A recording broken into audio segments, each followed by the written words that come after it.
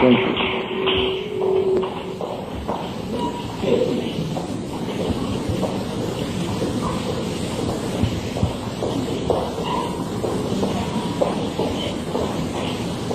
Tonight's subject is signs and wonders. We are told in Scripture that the Lord brought his people out of Egypt with signs and wonders. Haven't started really. Come in.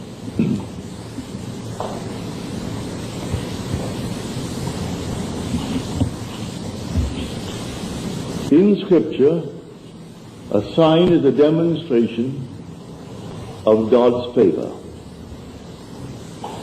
As we are told in the 86th Psalm, and David is speaking, show me a sign of thy favor. He wants a sign. There are certain signs, there are definite signs by which he leads his people out of Egypt. The journey is from darkness to light, from bondage to freedom, from death to life. So while we are here in this world, a world of death, a world of bondage, a world of darkness, there are certain signs, and we ask for the sign of your favor to start the journey out of this world of bondage into freedom, out of death into life. In the 78th Psalm, one whose name is Asa, the word means to gather together, like a historian. 12 are attributed to this one called Asa. He is the gatherer. He is the historian. And he begins the story. He said, give me your ears. He's asking for attention of those that he will address.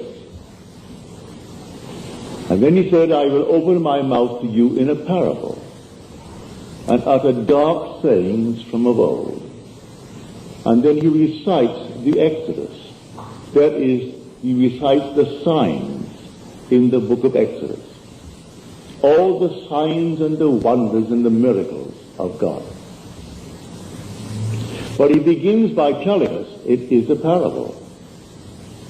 Well, a parable is a story told as if it were true, leaving the one who hears it to discover its fictitious nature, its character, and extract its true meaning. Just what it is trying to tell man. It's difficult to tell these stories on this level. So they're told in the form of, well, signs and wonders. In the very end of this psalm, he said, and the Lord awoke as like a man out of strong, strong drink. He was buried in wine, as it were. And then he called David. The Lord awoke as from a dream, a deep, deep sleep imposed as though he had excessive wine. And then he called David. And then it goes on to show the story of David. But first of all, we must remember it is a parable. Paul tells us in his letter to the Galatians, which is considered the first letter or the first book of the New Testament. It's not chronologically so today, but it is chronological as far as its dating goes. It's the first portion of the New Testament. And he tells us the story of Abraham is an allegory. If the story of Abraham is an allegory, well then the story of Jesus is an allegory. For the New Testament begins on these words. Here is the book.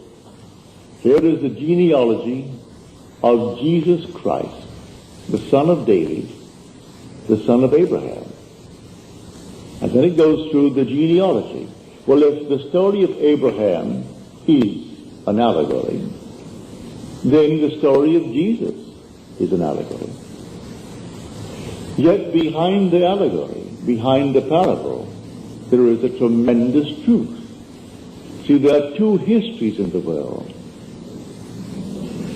History is simply what occurs. What actually occurs is history. But what man likes to remember is legend. And there is a legend. Scripture is the legend. That too is history, but it's divine history. It's the history of salvation. That will be forever and forever. Human history will pass away and leave not a trace behind it.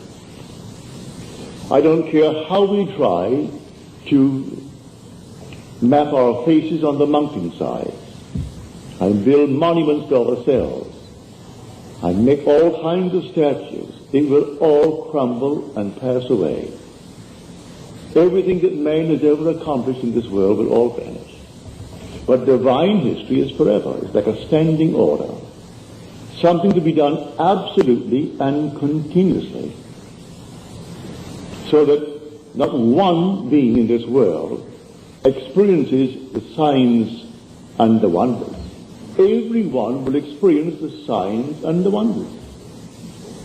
And when he experiences these signs and wonders, then he reinterprets Scripture in the light of his own experience of Scripture, in the signs and wonders. He realizes what the birth really means.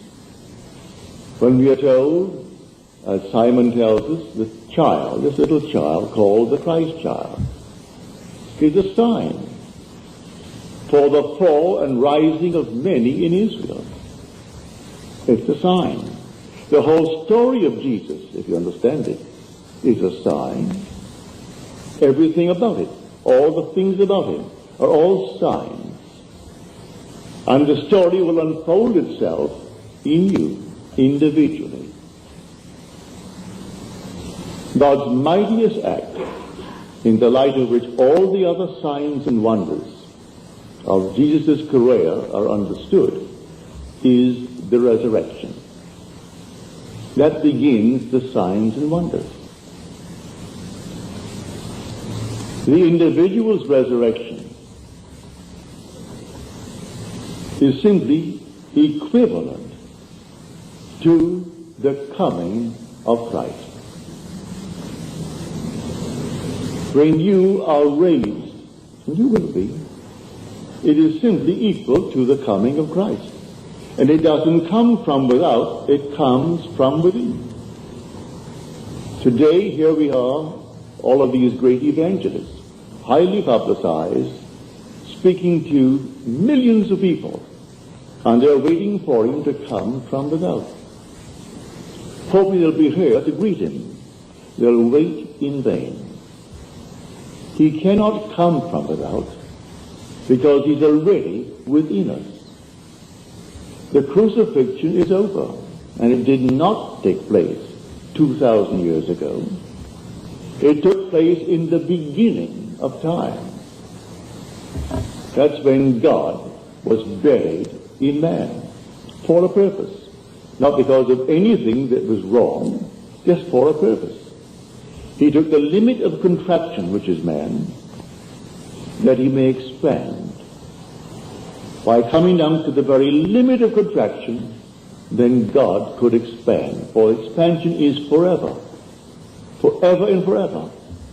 There can be no limit to the expansion of God. In order to expand, he first contracts. And man is the contraction that he took upon himself. And this is the only cross in the world that he ever bore. He was never crucified on a wooden cross. I presume that some nut in the world took a man and actually crucified him on a wooden cross, no question about it.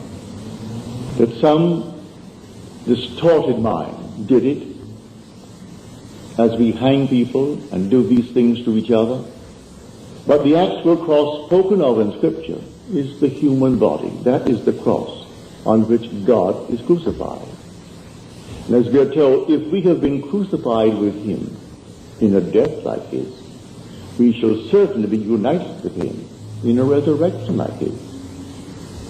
For we found union with him in a crucifixion like his. We're all crucified. I am. You are.